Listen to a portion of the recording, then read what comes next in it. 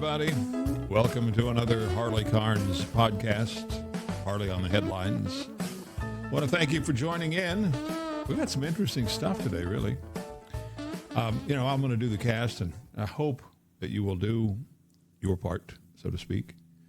If you volunteer, of course, we need helpers. Like, subscribe, follow, and send an email or something. Let other people know about this.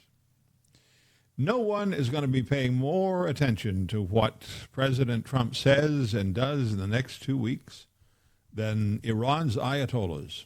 It should be clear to them that whatever is about to happen, a green light to talk and talk and talk without end until Iran finally gets its nuke, it's not going to happen. It's not among the options. President Trump appeared to set a soft 10 days to 2 weeks deadline for a deal to happen, or else. Else is spelled in steel.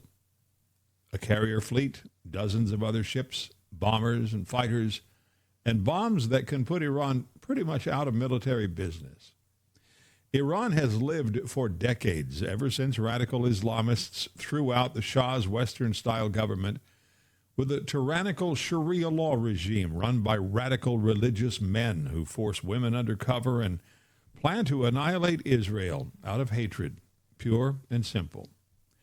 That day is ending. Hundreds of thousands of Iranians have been in the streets for months now, and thousands of them have been arrested, beaten, tortured, and killed by that government, and they have cried out to America to save them. Trump does not like war. That's clear by now. Prides himself in trying to bring an end to wars, and has. But the Iran conundrum has bedeviled a long line of American administrations. It's decision time for the Ayatollahs. The ticking clock must sound very loud indeed wherever the Khomeinis try to sleep. Would you like to see, or actually just hear, what a great big broom sounds like? The Jeffrey Epstein estate has agreed to pay another $35 million to settle the class action lawsuit brought by his child sex victims. Money is being paid to victims. A $121 million restitution fund was set up previously, plus another $40 million paid out of additional settlements. And since Epstein's extremely unusual death by strangulation has been ruled a suicide, there's no investigation into that. So guess what? The bulk of the Epstein mess can now be quietly swept. There's a great big broom labeled money, and they'll sweep it under the rug of public disclosure. Will the depth and breadth of the corruption ever be known? We know that it embroiled powerful, wealthy men across multiple strata in the U.S. and in other countries by their own volition, their own choice.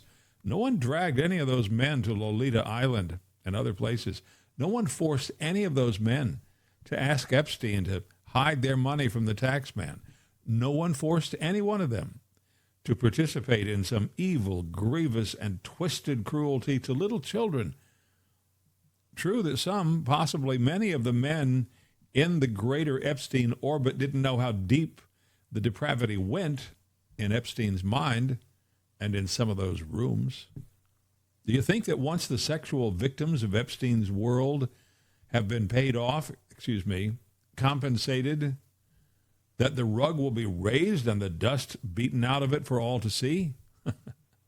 Do you think that any of those rich and powerful men want to see themselves cowering in the back of a police car, being carted off to jail like Prince Andrew, accused of criminal wrongdoing? And do any of them want investigators digging through their private and corporate offices and their homes looking for the dirt? Do you wonder what a broom looks like? This ought to be interesting, even if what we get is more partial than we might want. Do we want to know if there are files about space aliens being not just here on Earth, in the air, or the planet's surface, or under the water? Do we want to know if the U.S. government has engaged with them, captured any of them or their spacecraft, learned from them, or reverse engineered some of their technology, as has been alleged by former insiders? Of course we do. We want to know. President Trump says today he will direct the Pentagon to start the process of releasing government files related to alien and extraterrestrial life. What's interesting? There are files to release. Otherwise, he couldn't release them. So now it's a process. It isn't as though he's saying, let the people see, let the reporters poke through our file cabinets. No, first they must identify the files. Don't they have labels? Then they must organize them for release. Are they not already organized, sitting in their organized file cabinets and computer files? The president referred to information connected to these highly complex but extremely interesting and important matters. What does that mean? What matters? Presumably now we will learn the truth. Anyone in the market to buy a bridge. Now, here's how you will know when they are serious about this. A succinct report will be written that makes clear declarations, bullet points on a page. Yes, there are aliens in our midst. Yes, we have reverse engineered some of their technology. Yes, much of what you see in the air today is thanks to the aliens. Yes, we have one or more of their ships.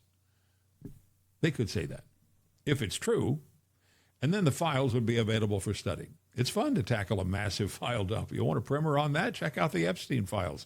There's even a search bar. Just ask your questions carefully. In the meantime, keep your eyes on the table. There is a P under one of those shells. Here you go. See it? Now watch carefully. When the shells stop moving, pick one. The truth is right there. Good luck. My first thought was, wow, is this real? The Chicago Bears could be moving to a new stadium in Indiana, northwest Indiana, not so far from Gary. Long drive from historic Soldier Field, though. Here's where things stand, more or less. The Bears' current lease on Soldier Field runs through 2033. They've committed to spend $2 billion to build a new stadium. The plan, nascent and still coming together, was to build one in Arlington Heights, Illinois, not so far away.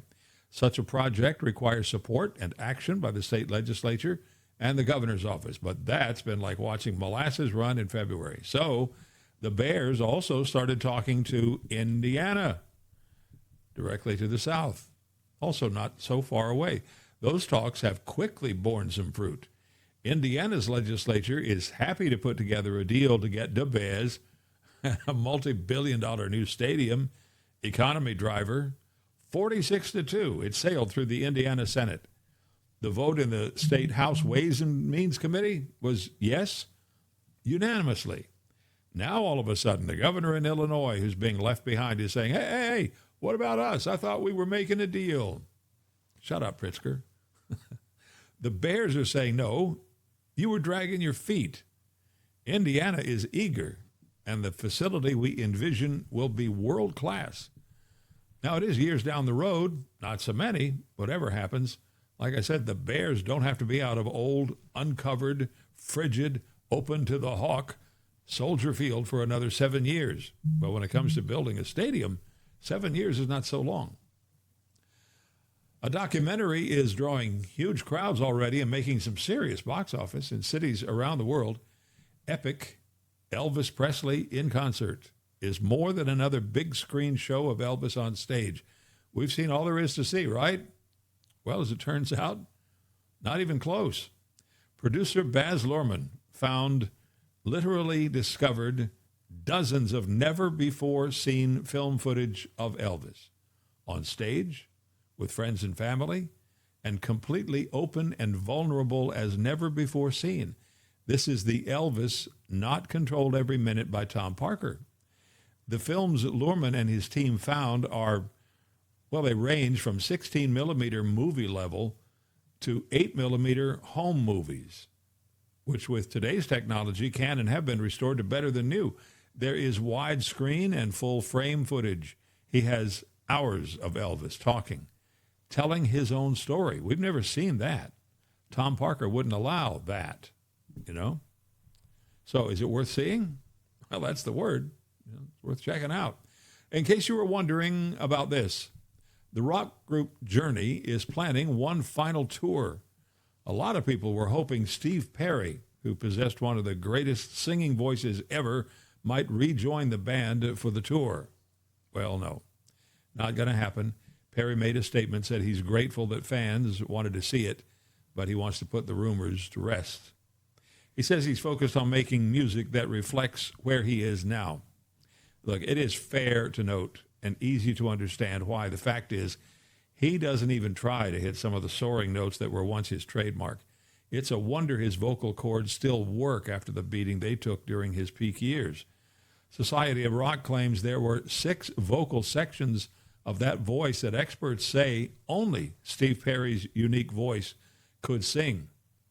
He hit notes that were inconceivable to the vast majority of male singers and a throatful for most females. He could hit A5 like a nosebleed for high C sopranos. Think Mariah Carey, Whitney Houston. That's what it takes to get up there with clarity and power and immediately slide back down into soulful registers. So no, he's not going to tour with Journey one last time. He left the band in 1987. That's almost 40 years ago. He still hits notes most people can only dream about, but he's not that Steve Perry. And that's actually as it should be, you know. And whatever you do, don't stop believing. The big wheel keeps on turning.